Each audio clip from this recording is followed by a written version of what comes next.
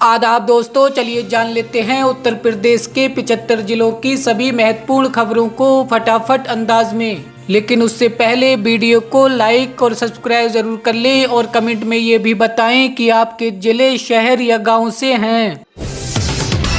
UP में इन 3 दिन होगी भारी बारिश, आईएमडी की चेतावनी। 10, 11, 13 सितंबर यानी कि 3 दिनों तक भारी बारिश की चेतावनी जारी की गई। इसके अलावा जम्मू, हिमाचल प्रदेश समेत अन्य राज्यों में भी बारिश होने की संभावना जताई गई। योगी सरकार ने दी हरी झंडी, 43,000 होमगार्डों का रास्ता साफ। उत्तर प्रदेश में होमगार्ड बनने का सपना देख रहे युवाओं के लिए राहत भरी खबर है। सरकार ने संकेत दिए कि जल्द ही प्रदेश में बड़े पैमाने पर होमगार्ड और प्लाटून कमांडरों की संख्या बढ़ाई जाएगी। लंबे समय से इंतजार कर रहे युवाओं के लिए ये अवसर महत्वपूर्ण साबित हो सकता है। एशिया कप के लिए इरफान पठान ने चुनी अपनी बेस्ट प्लेइंग 11 नंबर 3 पर इस खिलाड़ी को दिया मौका। पूर्व ऑलराउंडर इरफान पठान ने एशिया कप 2025 के लिए अपनी भारतीय प्लेइंग XI चुनी, जिसमें अभिषेक शर्मा और शुभमन गिल ओपनर हैं। सूर्य कुमार यादव कप्तान और संजू सैमसन विकेट कीपर होंगे। गेंदबाजी आक्रमण में कुलदीप यादव, जसप्रीत बुमराह और अर्शदीप सिंह शामिल हैं, जबकि हार्दिक और अक्षर ऑलराउंड विकल्प देंगे। 2027 में बदलाव लाएगी यूपी की जनता, अखिलेश बोले। भाजपा सरकार पर तीखा हमला बोलते हुए अखिलेश यादव ने कहा कि जीएसटी लागू होने के समय ये वादा किया गया था कि इससे कारोबारियों को सरल व्यवस्था मिलेगी और व्यापारियों को बढ़ावा मिलेगा। उपराष्ट्रपति चुनाव से पहले एनडीए सांसदों की डिनर पार्टी रद्द, पीएम आवास पर होना था कार्यक्रम।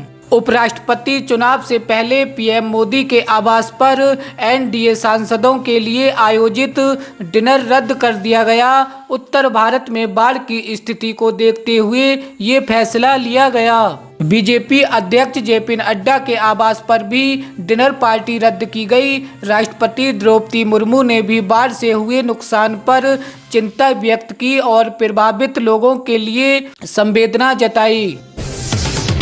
अमेरिका से संबंध सुधारें, चीन से रहें सतर्क, विदेश नीति पर अखिलेश ने केंद्र सरकार को घेरा। अखिलेश यादव ने कहा, अमेरिका से संबंध सुधारने चाहिए। भारत के 8 लाख छात्र वहां पढ़ते हैं। वहीं चीन, जिसकी नज़र भारत की जमीन पर है और पाकिस्तान की मदद करता है, उससे सावधान रहने की जरूरत है। किसानों को सोलर पंप पर मिलेगा 90% तक का सब्सिडी का लाभ। उत्तर प्रदेश सरकार ने किसानों की खेती को सस्ती और पर्यावरण अनुकूल बनाने के लिए बड़ा कदम उठाया है। सोलर पंप सब्सिडी योजना 2025 के तहत अब किसानों को सिंचाई के लिए सोलर पंप बेहद कम कीमत पर उपलब्ध कराए जाएंगे। इस योजना को प्रधानमंत्री किसान ऊर्जा सुरक्षा और उत्थान महाअभियान पीएम कुसुम से जोड़ा गया है। सरकार छोटे किसानों को 90% तक का सब्सिडी और बड़े किसानों को 80% तक का सब्सिडी देने की तैयारी में है। लखनऊ मेट्रो ने पूरे किए 8 साल, 13 करोड़ यात्रियों को किया गया सम्मानित। लखनऊ मेट्रो ने बीते 5 सितंबर 2025 को अपने संचालन के 8 वर्ष पूरे कर लिए हैं। 2017 में इसी दिन मेट्रो सेवा की शुरुआत हुई थी। इस मौके पर Uttar Pradesh metro rail corporation ने 8वें मेट्रो दिवस बड़े उत्साह के साथ मनाए। क्रेडिट कार्ड यूजर्स सावधान, फेस्टिव सीजन पर एक्टिव हुए स्कैमर्स। फेस्टिव सीजन शुरू होने में कुछ ही समय बाकी है। काफ़ी लोग ऑनलाइन शॉपिंग करते हैं। ऐसे लोग स्कैमर्स के निशाने पर आ सकते हैं। साइबर सेल के मुताबिक इस तरह के फ्रॉड से बचने के लिए अगर थोड़ी सी सावधानी नहीं बरती तो आप मुसीबत में बच सकते हैं। साइबर सेल के मुताबिक इस तरह के फ्रॉड से बचने के लिए अगर थोड़ी सी सावधानी बरतें तो आप मुसीबत से बच सकते हैं। ऑनलाइन शॉपिंग करनी है तो भरोसेमंद ई-कॉमर्स साइट पर ही करें। सरकार ने 11% आयात शुल्क हटाया। केजरीवाल बोले, आत्महत्या के अलावा कोई चारा नहीं बचेगा। अब अमेरिका से आयात किया जाने वाला कपास भारतीय किसानों द्वारा उत्पादित कपास से 15 से 20 रुपये प्रति किलोग्राम सस्ता हो जाएगा। नतीजा ये होगा कि हमारे देश के किसानों की कपास नहीं बिक सकेगी। 500 के नोट अब होंगे बंद, आरबीआई का सनसनी फैसला जारी। भारतीय रिजर्व बैंक आरबीआई ने एक बड़ा और सनसनीखेज फैसला लेते हुए 500 रुपये के नोट को बंद करने का ऐलान किया। ये कदम अचानक लिया गया है, जिससे लोगों में काफ़ी चर्चा और सवाल खड़े हो गए हैं।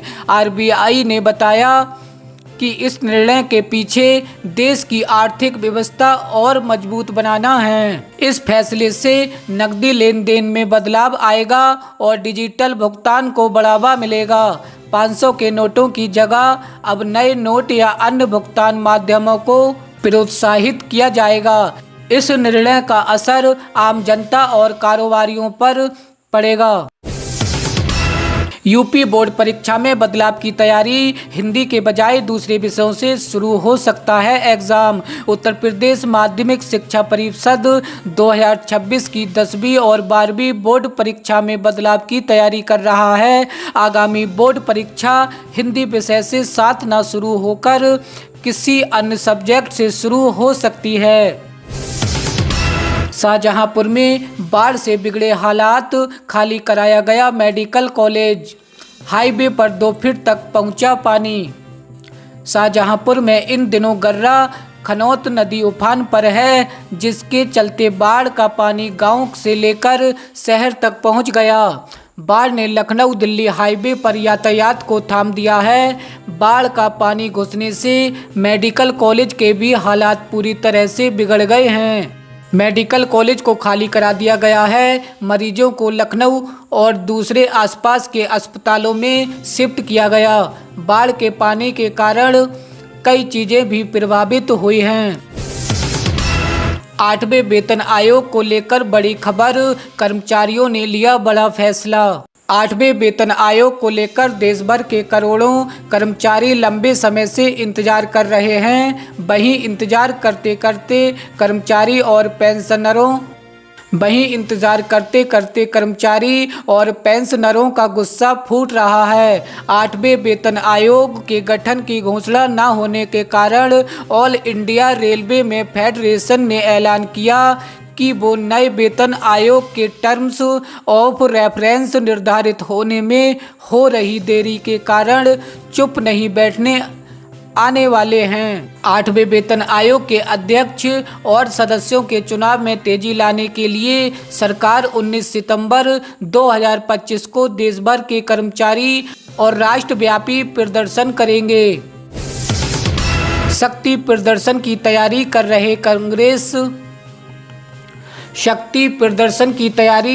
रहे कांग्रेस, उपराष्ट्रपति चुनाव से पहले खड़गे ने रखी डिनर पार्टी।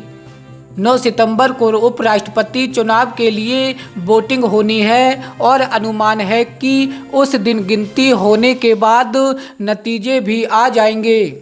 एनडीए की तरफ से महाराष्ट्र के राज्यपाल सीपी राधाकृष्णन को उतारा है, जबकि इंडिया गठबंधन ने सुप्रीम कोर्ट पूर्व जज भी सुदर्शन रेड्डी को प्रत्याशी बनाया। इस चुनाव के जरिए कांग्रेस शक्ति प्रदर्शन करने की प्लानिंग कर रही है। कांग्रेस अध्यक्ष और राज्यसभा में विपक्ष के नेता मल्लिकार्जुन खड़गे उपराष्ट्रपति चुनाव के लिए मतदान से एक दिन पहले इंडिया ब्लॉक के सांसदों के लिए डिनर रखने वाले हैं।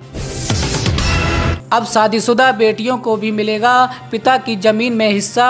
यूपी में योगी सरकार लेने जा रही बड़ा फैसला।